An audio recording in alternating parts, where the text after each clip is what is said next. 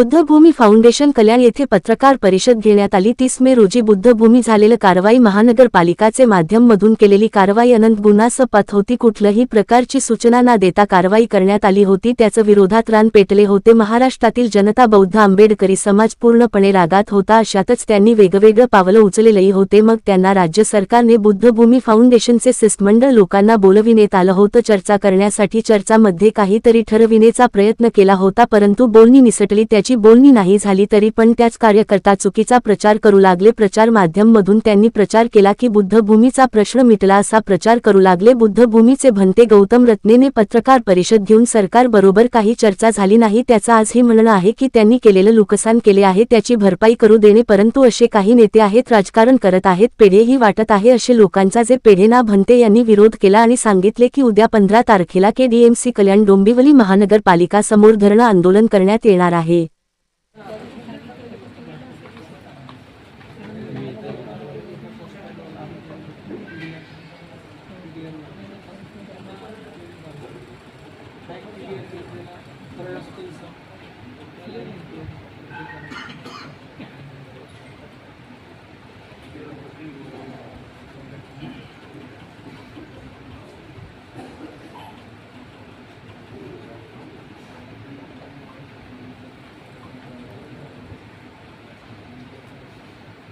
तर 27 नोव्हेंबर 2025 ला रितसर त्यांनी सुनावणी ठेवून आयुक्तांना बोलवले की तेव्हा आयुक्तांना बुद्धभूमी प्रतिनिधी आयुक्तांच्या वतीने योगेश गोडसे अतिरिक्त आयुक्त सुनावणीला हात मग ते आयोगाला लक्षात आलं।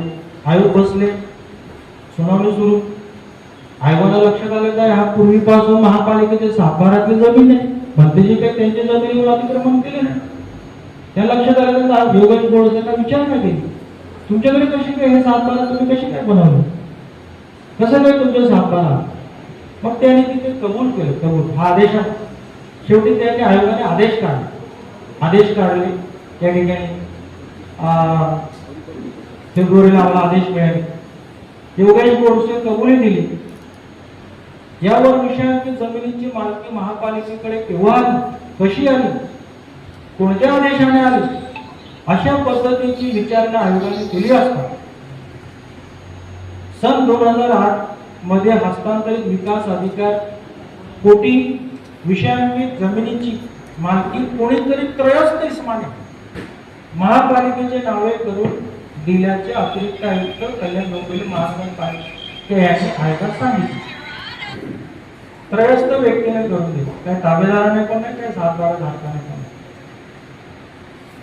आणि या सर्व गोष्टी होऊन शेवटी आयोगाने 2 प्रकारचे आदेश पारित केले।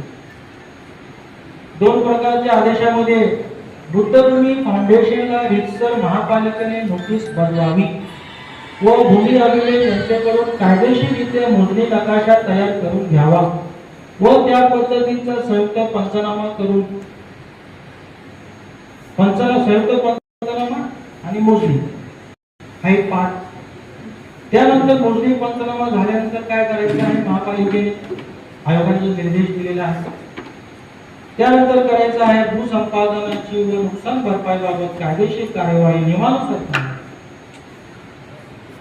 भूसंपादनाची नुकसान भरपाई मिळाल्यास बुद्धभूमी फाउंडेशनची हरकत राहणार नाही। अशा प्रकारे सुद्धा आदेश पारित झालेला आहे। आणि अशा आदेश पारित होऊन परत आम्ही महापालिकेकडे आदेशाची कॉपी त्यांनी आली, परंतु ते कुठे इकडे संयुक्त पंचनामा करायला त्यांनी कुठे न्यायिक विचार न्यायिक भावना महिनाभर आम्ही जात शेवटी 5 मार्च रोजी या ठिकाणी महापालिकेतील यंत्रणा सर्वे जे आहे ते चव्हाण त्यांनी त्याची टीम सहित देऊन 2.5-3 तास या ठिकाणी त्यांनी सर्वे करून पंचनामा करून अहवाल तयार करून सर्व गोष्टी रेकॉर्डवर त्यांना घेण्यात आयोगाने भाग पाडला। आणि रेकॉर्डवर त्यांना आता सत्य परिस्थिती काय लपू नाही शकत। 42 झाडांची एका झाडाची नावानिशी त्यांनी नोंद केलेला आहे, रेकॉर्डवर घेतलेला आहे। हे झाड ते झाड बौद्ध स्तूप भीमा कोरेगाव विजयस्तूप प्रतिकृती या ठिकाणी रेकॉर्डवर नमूद आहे। भिक्खू निवास, त्यानंतर या ठिकाणी पंचशील धम्मद्वार, त्याचप्रमाणे जमीन किती बाधित होतो 3 एकर 9 गुंठे, सर्व गोष्टी आल्यानंतर मग याचाही आम्ही कॉपी घेऊन आलो. तिथून कॉपी घेऊन परत आम्ही फॉलोअप घेत होतो की आम्हाला आता नुकसान भरपाईबाबत पुढील प्रक्रिया करा. जे नियमात आहे भूसंपादन कायदा 2013 मध्ये आहे, कायद्यामध्ये आहे त्या कायद्याचं अनुसरण करा. कायद्याच्या बाहेर जाऊन त्याच्यावर आम्ही काहीच मागत नाही.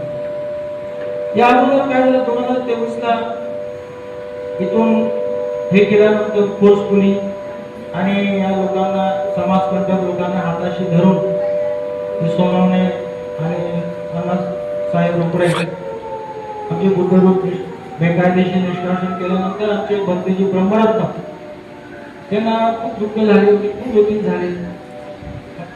SDO प्रांत कार्यालयासमोर त्या उपोषणात होते. आम्हाला उपोषण प्रांत अधिकारी विश्वास गुजर त्यांच्या समोर तेव्हा सांगतो. त्या दरम्यान आमच्या उपोषणाची बातमी ऐकल्यानंतर श्रीकांतजी शिंदे आम्हाला तिकडे बोलवून घेतले. त्यांचे वडील मुख्यमंत्री असताना वर्षा बंगलो आम्ही बुद्धभूमीचे प्रतिनिधी गेलो. बऱ्याच गोष्टी आमच्याजवळ वार्तालाप झाल्यानंतर म्हणजे भंतेजी हे छोट्या मोठ्या उपोषण काय करतात, तुम्हाला आपण खूप मोठं काम करून देऊ आणि नुकसान भरपाई रेल्वे तेव्हा रेल्वेचा प्रकार त्या काय प्रकरण नव्हतं. नुकसान भरपाई आम्ही मिळवून देऊ तुम्हाला, उपोषण तुम्ही माघार घ्या.